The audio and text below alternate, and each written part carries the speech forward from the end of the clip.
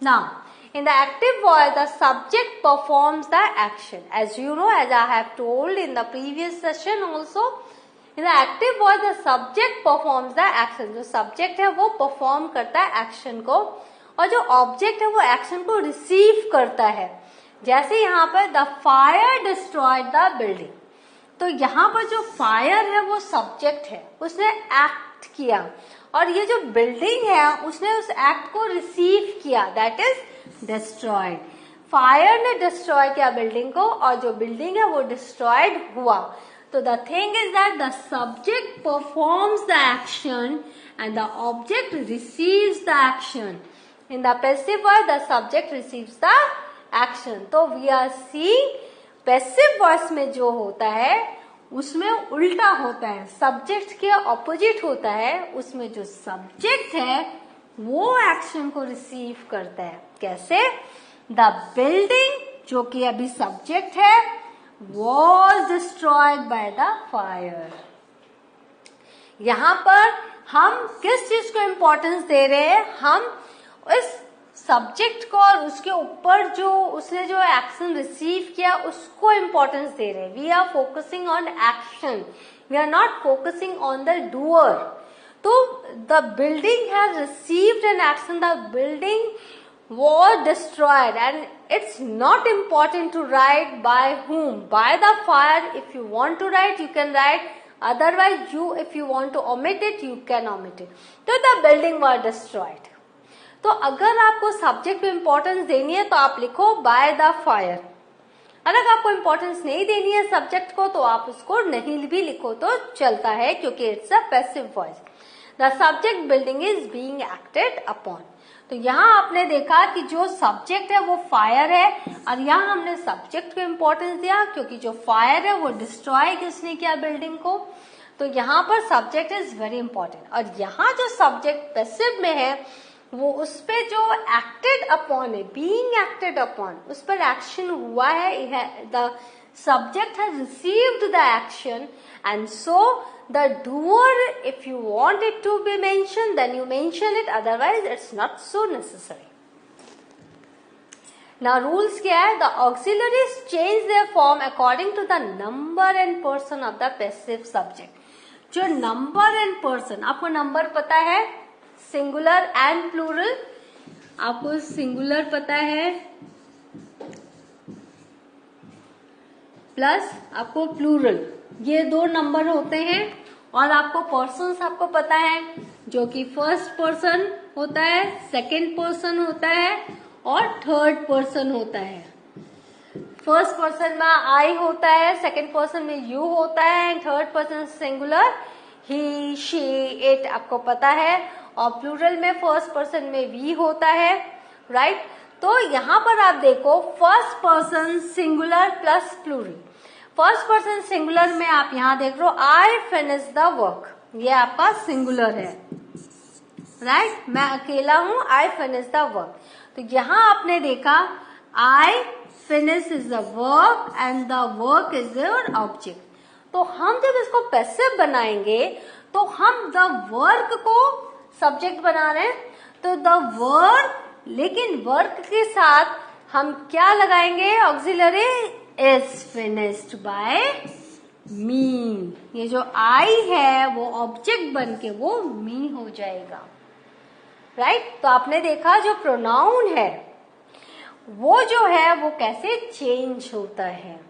I becomes मी, और यहाँ पर चूंकि द वर्क सिंगुलर है पर इसके साथ हमको इज लगाना है, as the tense is simple present. यहाँ जो टेंस है वो सिंपल प्रेजेंट है.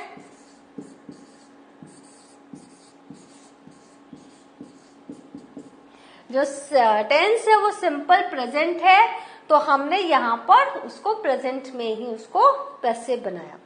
We are playing chess. अब यहाँ पर आप देखो वी आर प्लेइंग चेस, यहाँ पर कौन सा टेंस है? Present continuous. यहाँ जो टेंस है वो है प्रेजेंट कंटिन्यूअस. जो प्रेजेंट कंटिन्यूअस टेंस है, आपको रूल पता है, जब प्रेजेंट कंटिन्यूअस टेंस होता है तो वहां बीइंग लगाते हैं। यहां आप देखो ये जो वी है ये प्लूरल है, जो वी है ये प्लूरल है, और इसीलिए हमने वर्ब जो लगाया है, जो ऑक्सिलरी वर्ब है वो आर लगाया है। फिर वी आर प्लेइंग चेस, हम चेस खेल रहे हैं। लेकिन जब हम इसको पैसिव करते हैं तो ऑब्जेक्ट बिकम सब्जेक्ट, तो ये चेस आ जाता है। तो चेस को हम क्या कर रहे हैं, इज लगा रहे हैं। चेस इज, चूंकि यहाँ प्लेइंग है तो बीइंग प्लेड बाय अस। देखो वी अस में बदल गया, जो प्रोनाउन है वो चेंज हो गया, जो एक्टिव में वी था वो ऑब्जेक्ट बन के अस हो गया। तो chess is being played by us. Same format है, everywhere you have to apply the same rule. Don't get panic कि सेंटेंस नया है, नहीं, सेंटेंस कुछ भी हो आपको सिर्फ टेंस का ध्यान रखना है। आपको सब्जेक्ट एंड ऑब्जेक्ट में जो प्रोनाउन में जो चेंजेस आएंगे उनका ध्यान रखना है, और आपको रूल ध्यान रखना है कि अगर सिंपल प्रेजेंट है तो क्या करना है, प्रेजेंट कंटिन्यूअस है तो क्या करना है, परफेक्ट है तो क्या करना है, बस आप सीख चुके हो। Then you don't have to get scared of transforming that active into passive. Now, second person you. You made the work easier. अब यहाँ पे देखो you second person है, ये simple past है। You made the work easier. तो यहाँ पर जो work है वो पहले आ जाएगा और सब्जेक्ट बन जाएगा। जो ऑब्जेक्ट है, this is subject, this is your object, right? तो द ऑब्जेक्ट, द वर्क, चूंकि ये सिंपल पास्ट है, this is your simple past,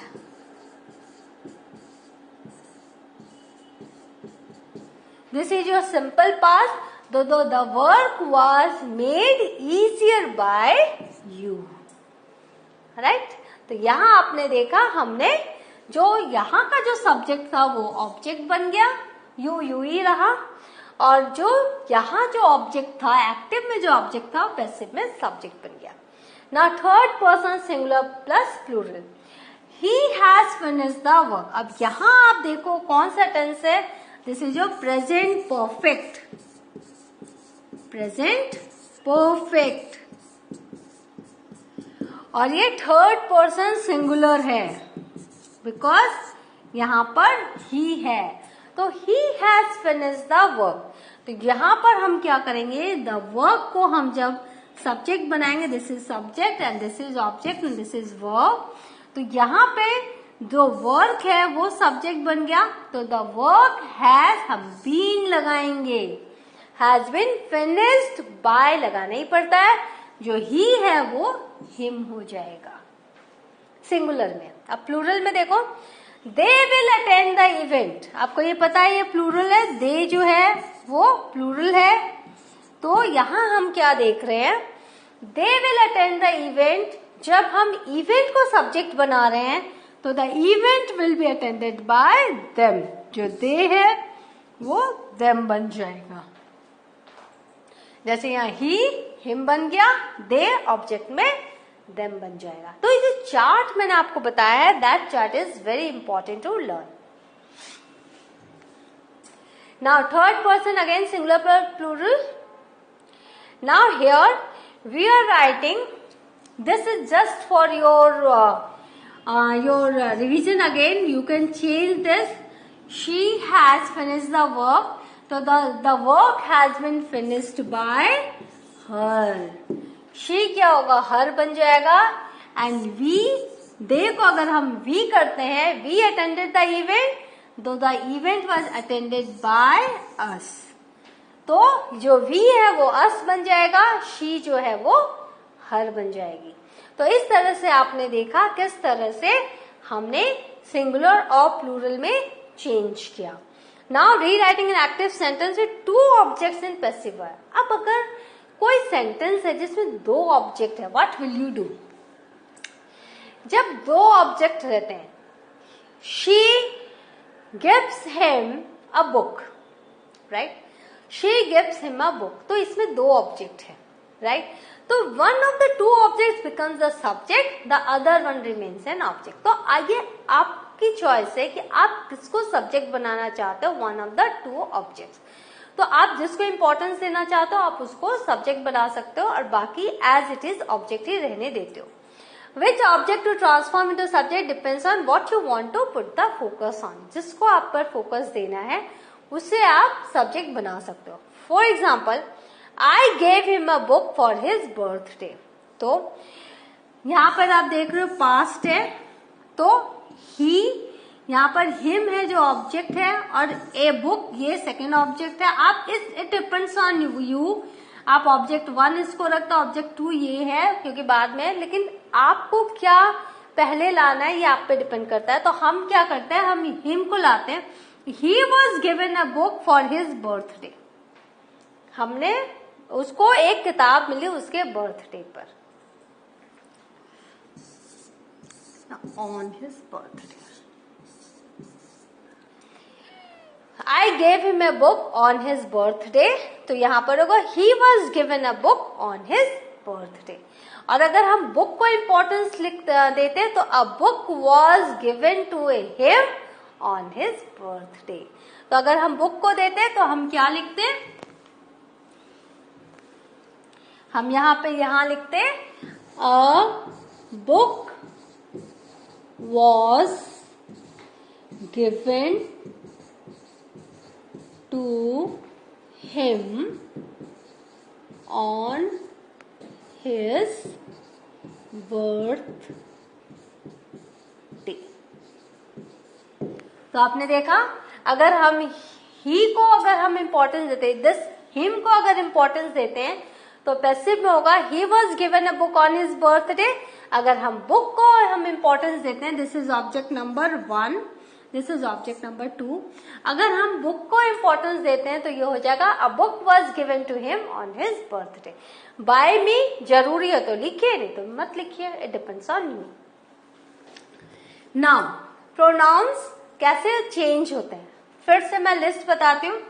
अगर सब्जेक्ट प्रोनाउन आई है तो ऑब्जेक्ट प्रोनाउन मी हो जाएगा, यू का यू रहेगा, ही का हिम हो जाएगा, शी का हर हो जाएगा, इट का इट रहेगा, वी का अस हो जाएगा, यू प्लूरल यू रहेगा एंड दे का देम हो जाएगा।